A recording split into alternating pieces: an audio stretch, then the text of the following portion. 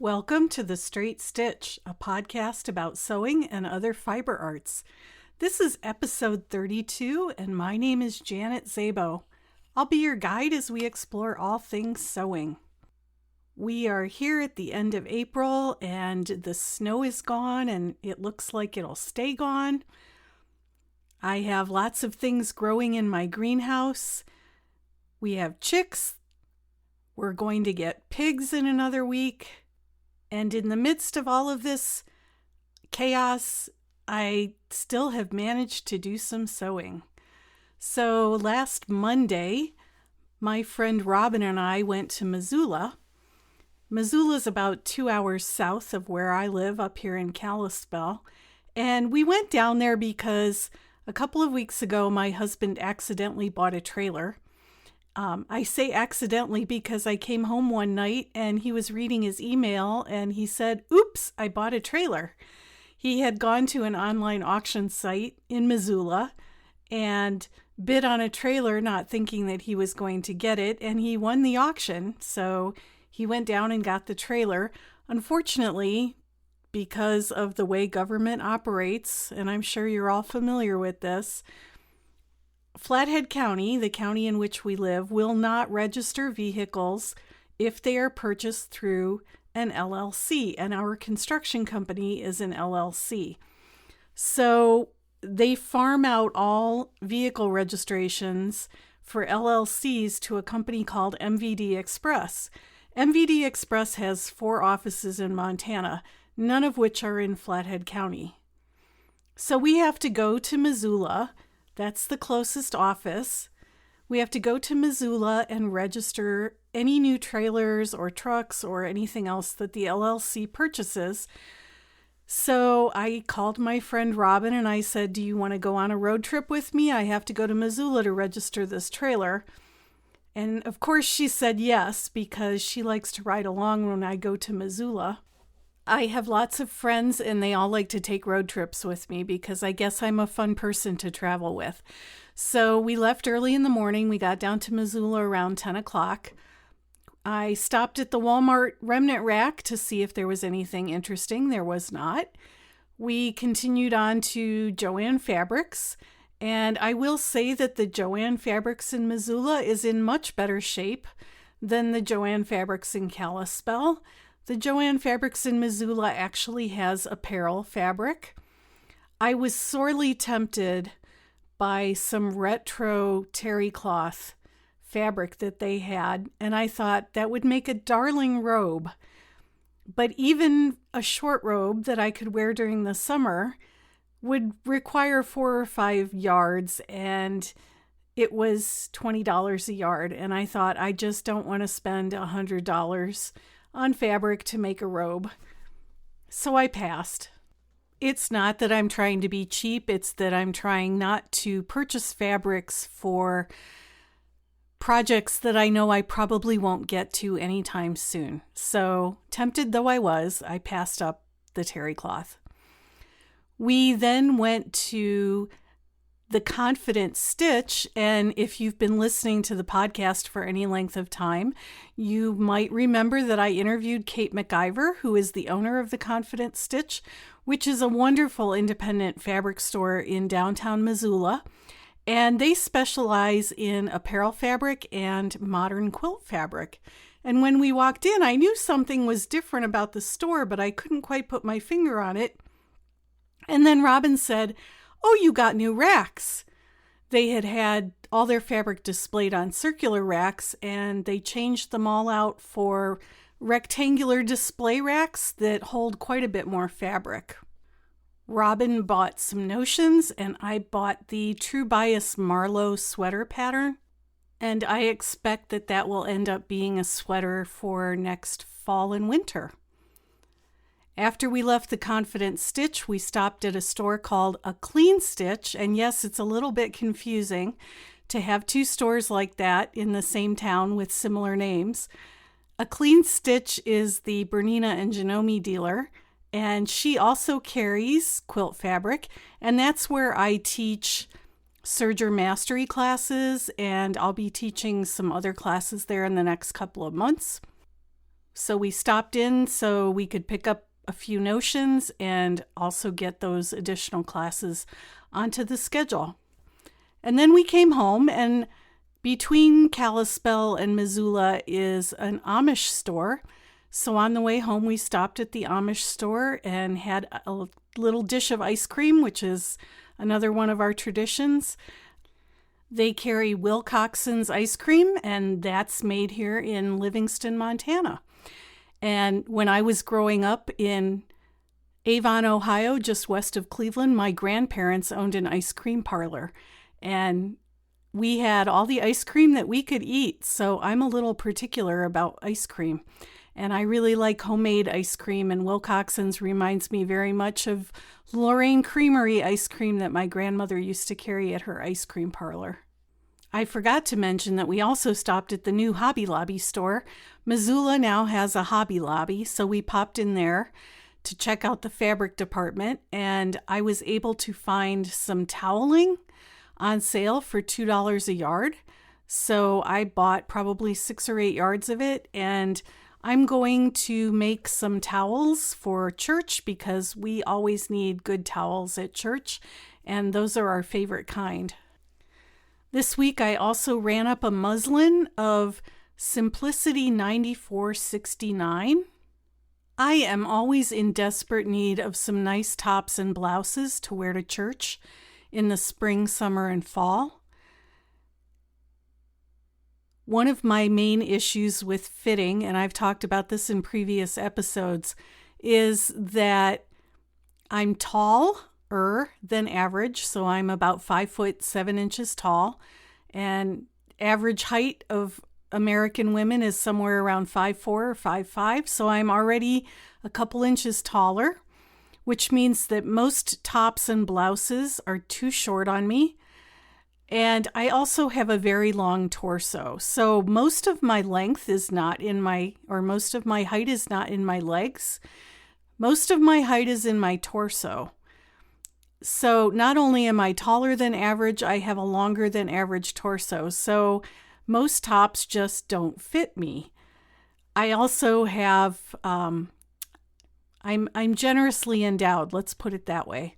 So finding button-up tops to wear or button-up blouses is next to impossible.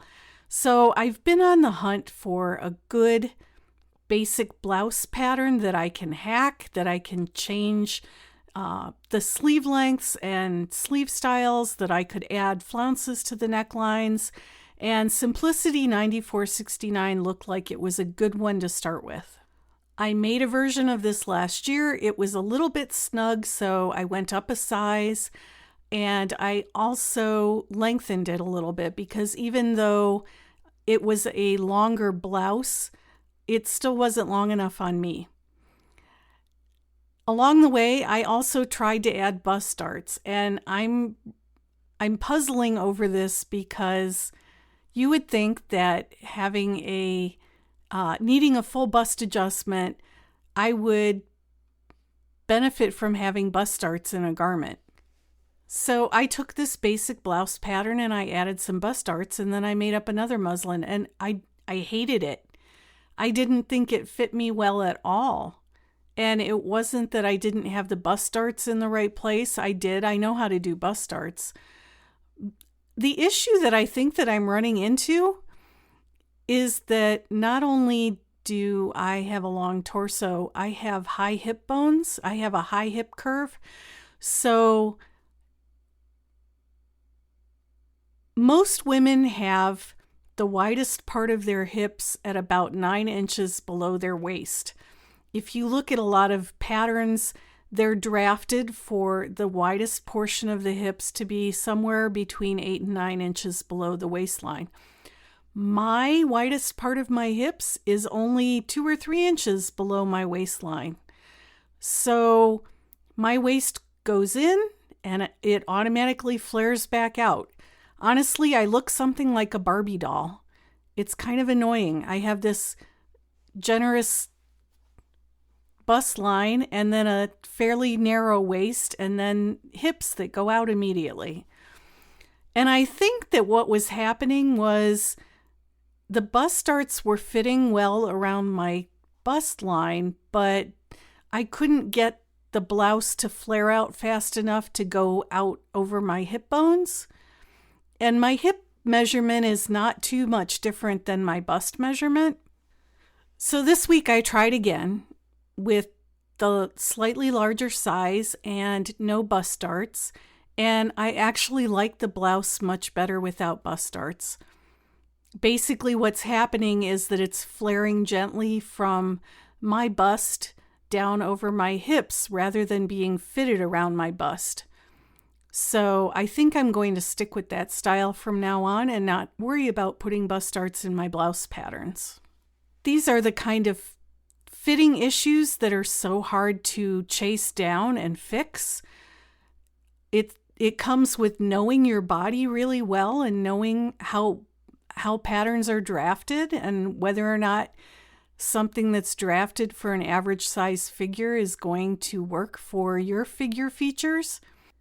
But I think I have that blouse pattern pretty well dialed in, and I'm going to try a few more this week as I have time, but that's going to give me a good basis for hacking and making a few different kinds of blouses out of different fabrics. The tech from the local quilt store came out yesterday and serviced my Bernina Q20 long arm quilting machine. I've had that machine for 3 years and it really needed to be serviced, so he came out and gave it a once over. I think he probably spent a little bit more time here than he normally does on service calls because we got to chatting about vintage sewing machines, and I showed him my collection of vintage sewing machines out in the garage, and we just sort of generally talked about the technical aspects of sewing machines because I'm not sure that he has anybody besides his mother who owns the store that he can bounce those kinds of things off of. So we had a good conversation. He worked on the machine. It's quilting beautifully. I'll get back to working on it soon. So there has been a little bit of sewing going on, not as much as I would like, but I should be grateful because this time of year I hardly ever get to do any sewing. I usually have to wait until June until things sort of settle down after the garden's been planted. In today's episode, I have another wonderful interview. Truly, the best part of doing this podcast is getting to interview these fascinating people. And my guest today is Tiffany Scherschel. She is the hostess of the YouTube channel Hoosier Handmade. And I asked Tiffany if she would be willing to be a guest on my podcast because she is one of my favorite YouTube sewists. Nowadays, a lot of people kind of devolve into negativity or sensationalism. They post clickbait trying to get people to look at their videos and up their statistics. And I was drawn to Tiffany's channel because she's incredibly upbeat and positive. She hasn't been sewing for a long time, but I think that's one of her strengths because she knows what it's like to be a beginner, and she's very encouraging and very supportive of new sewists. So we'll jump right into the interview with Tiffany, and I hope that you will check out her channel. She posts videos on Tuesdays and Fridays. I am here with Tiffany Scherschel, who has the Hoosier Handmade YouTube channel. And welcome to the podcast, Tiffany. I'm excited to have you here. Thank you so much, Janet. It is a privilege and an honor to be here. Thank you so much. So your YouTube channel popped up in my YouTube feed, and I was immediately captivated by your wonderful, positive personality. Oh, thank you so much. And when you do your Friday Sews videos, those are usually the first ones that I gravitate to when I turn on YouTube. So I want to get to know you a little bit and find out a little bit about your journey. I always like to find out how long people have been sewing, who taught you. Did you intend to end up as a YouTube sewist? I laugh and I tell people that 25 years ago, I never expected to be a chicken farmer in Montana. So people's journeys are always very interesting to me. So I'll let you tell us how you got to where you are today. Yeah, sure. So my beginning with sewing was not that long ago. In 2014, my mom pulled me into her quilt group and kind of twisted my arm to get me to start quilting with her and sewing quilts. So that was my start. I was 24 years old, really had no experience at all with any kind of sewing.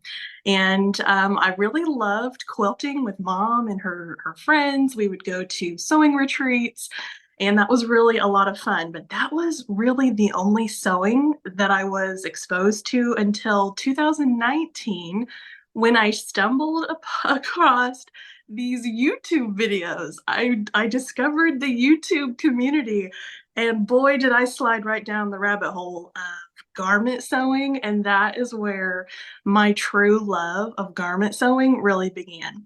So between YouTube videos and Googling things, I have learned how to sew my own garments. And that's where it started. And then if you fast forward a little bit to August of 22, I decided to take a chance on a YouTube channel. It was a wild idea. I'm an introvert at heart, so it took me at least three different times to sit in front of my camera and start talking to it. But it's been a wonderful journey. It's been so rewarding.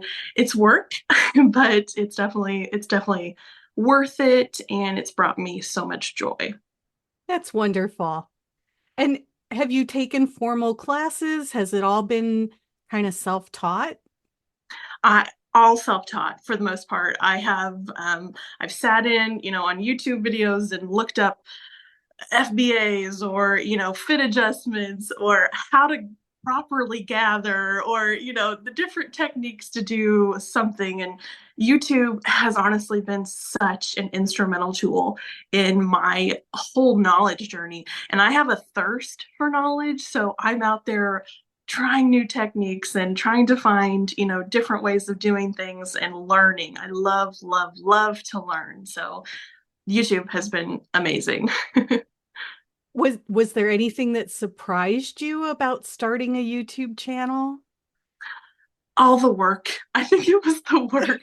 There is so much behind the scenes. You think you can just sit in front of your camera and talk, and you definitely can.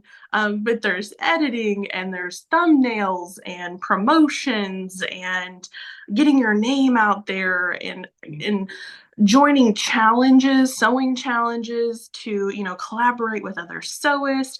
And then this is not my day job, obviously. I've started this YouTube channel for fun, but I find that sticking to a schedule really helps me. I'm a scheduled person. So I've kind of created a schedule within my life that works for YouTube. So it's kind of like a second job. My husband calls it my second job, even though it's not a job at all. But I do like to be structured. So figuring all of that out was definitely it was definitely the unexpected part of YouTube.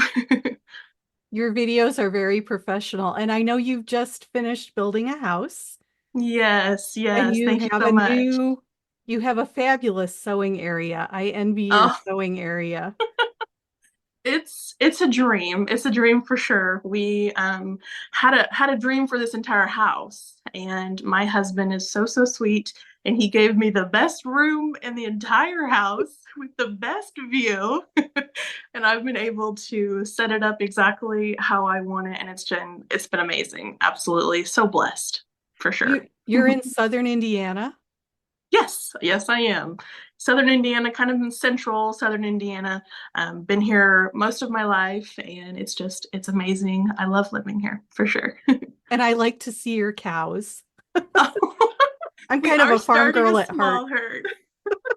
Yes, I've grown up on a farm. My family has been a farmer and had cattle my whole life. So moving here with my husband, his family also farms and have cattle, and my father-in-law is starting us out with our own little herd. So I'm super attached to them. My husband is trying to say that he's not attached to them, but yeah, it's been so much fun.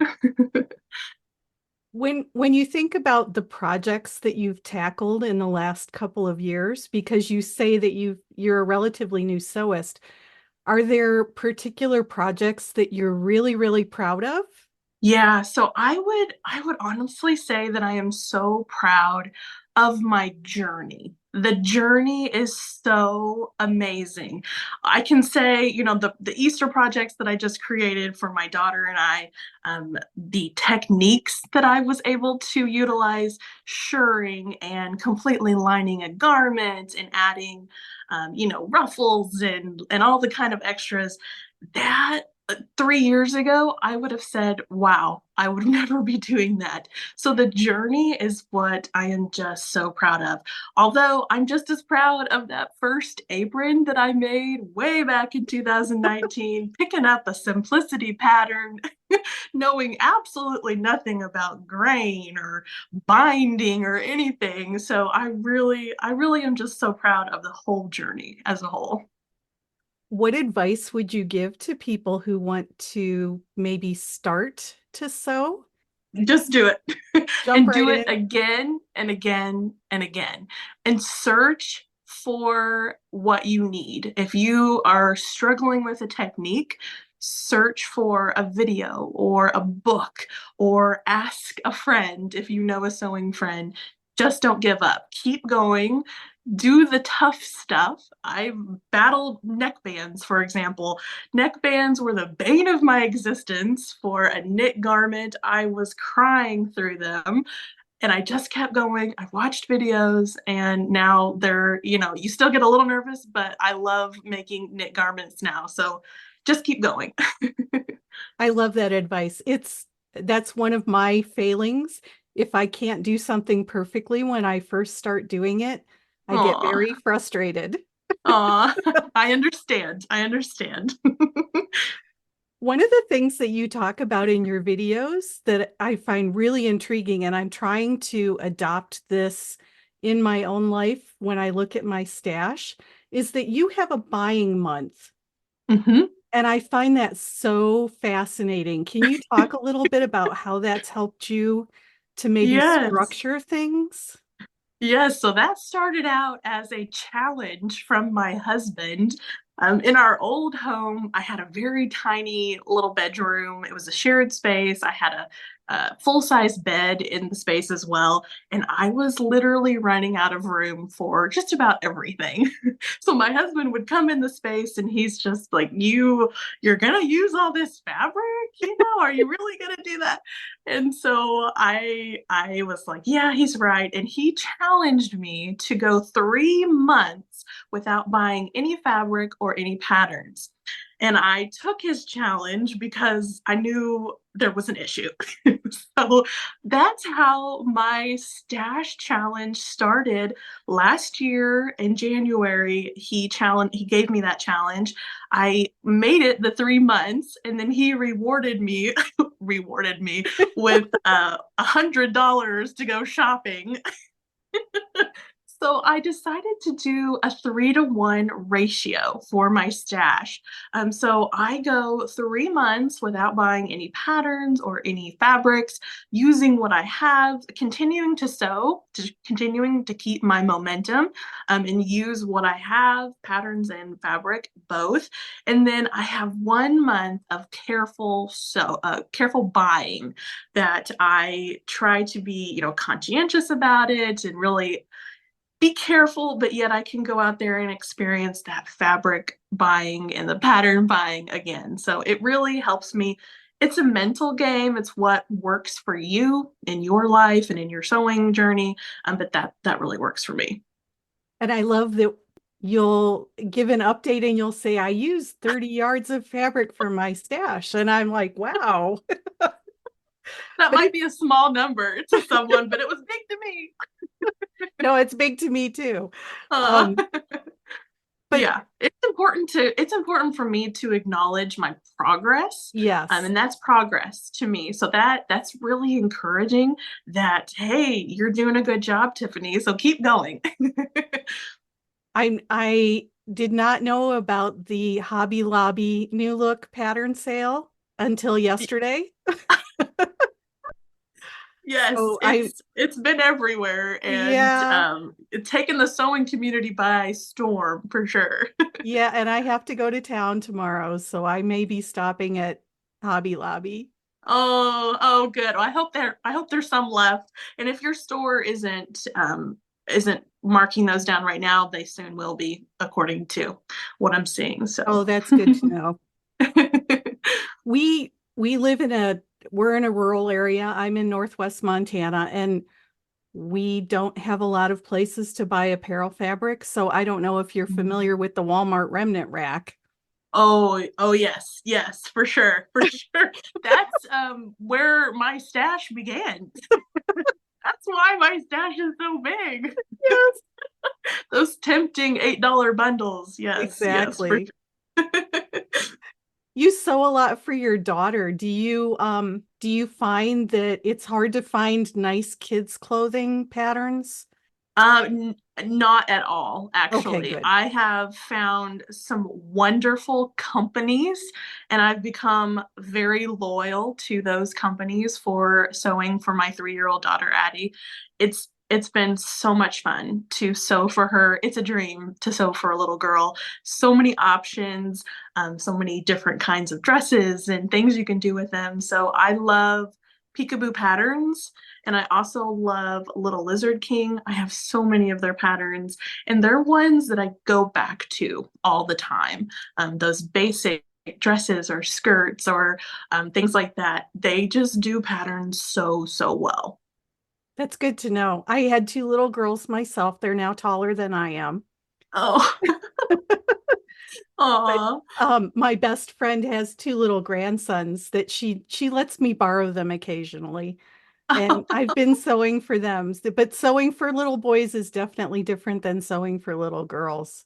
You're so right. And really the options for little boy patterns are much more limited than little girls. If you would go out to those same pattern companies, there's just not that much out there for a little boy.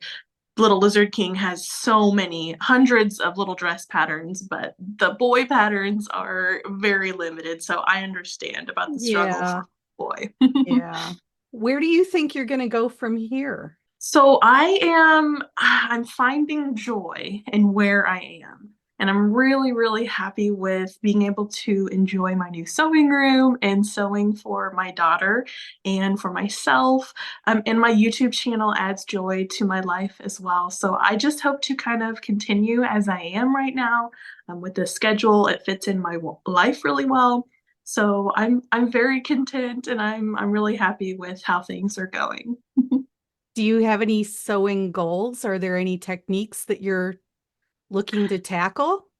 Yeah, I just want to get more technical. I feel like you need to have a groundwork. You need to have a foundation, a firm foundation of your sewing, and then you can kind of expand from there. And I feel like I'm ready to kind of jump off from that foundation and start more what I consider more technical things, blind hems and figuring out those zippers and visible zippers and doing more technical things as opposed to just where I've been for now. I've been on a fitting journey. Yeah. I do a little bit of teaching here in town, but I have my own fitting issues. And so working through those has taken up a lot of my time this year. Yeah, that's a huge battle in sewing. You can you can sew all day. The actual sewing is not as difficult as the fitting in my mind. The getting the right fit and the proper fit from a pattern is definitely a lot of the work of creating a garment for yourself, for sure. 100%. Yeah. Yeah. Yeah. Yeah. Although your Easter dress was adorable. Oh, thank you. That was a gamble. no toile or muslin was made. That was just Tiffany, you have a day and a half to make a dress, and it worked out. So thank you so much. Is there anything I haven't asked you that you want to talk about? Maybe why I started my YouTube channel. I think I forgot in that original question you asked me, that first question. I would I love to hear about that. Yeah. So the little introvert country girl that just taught herself how to sew. Why are you on YouTube? Why is your face on YouTube? So I started my YouTube channel for community. I moved an hour away from my family when I got married, and I was feeling kind of isolated. Obviously, I had my husband, and he's my best friend. I love being with him, but I wanted to connect with others who understood what I was talking about when I talked about sewing a garment. I wanted to share that love of garment sewing. So that was a huge driver for me to start that YouTube channel, to take a chance and to meet some people, created a community that people could trust me and come to me and share their plans and projects, and I could just create a friendship is the big goal of my channel. Some channels are there, to make money and to promote businesses, and that's just not me. I'm there to make friends and to spread my love of sewing, which is probably apparent in every video. I love to sew. And you start your videos by saying that you want to welcome people to the sewing community. Yeah, yeah, you're exactly right. I'm there to be a friend and to encourage them in their own sewing journey. We all have our ups and downs of sewing. Your sojo might go, and I'm there to maybe encourage you to slip back into your sewing space, or pick up a pattern, or go up and just look at your stash and look at what beautiful fabrics you actually have. So hopefully I lend a little inspiration. Community, I think, is very important, and I think it's missing in a lot of people's lives now. You're right. You're right. COVID really showed us where those big holes were in missing out on connecting with people. And the YouTube community has been so welcoming, and there are so many amazing, not only YouTubers, but people watching, the followers that watch every single one of my videos and faithfully comment, and they've become friends for sure. Sewing friends, and even some in real life that I text and communicate with, and it's been amazing.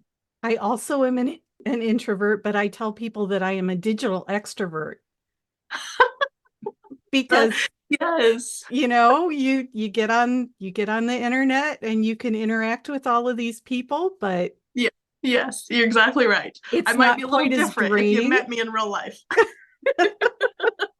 So we can all be Um, digital extroverts together. yes, yes, yes. That's perfect.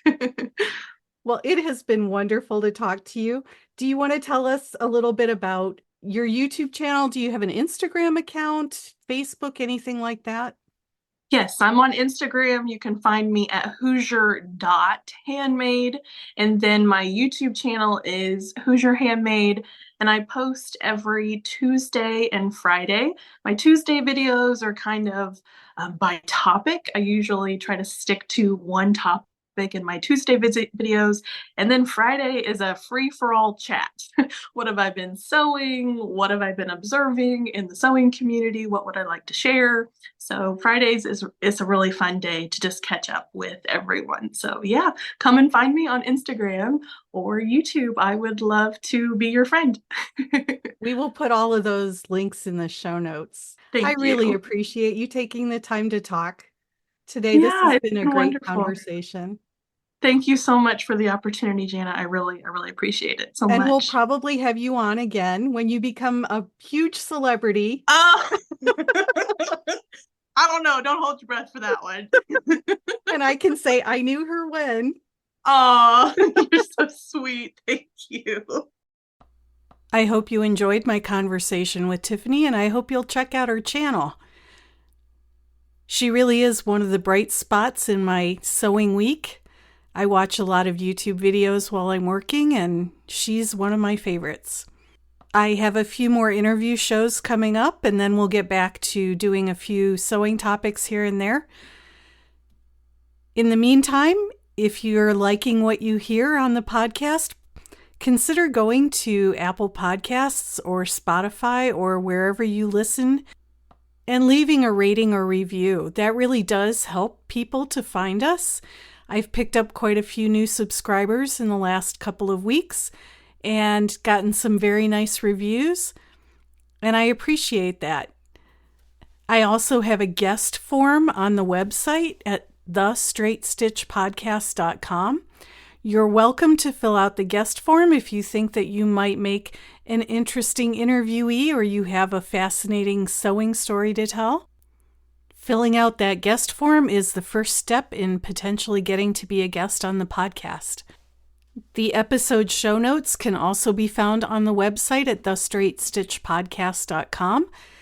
And you are welcome to email me with questions or feedback at janet@janetzabo.com. I do try to respond individually to every email that I get. So until our next episode, I hope that you have a great week and that you get to go sew something.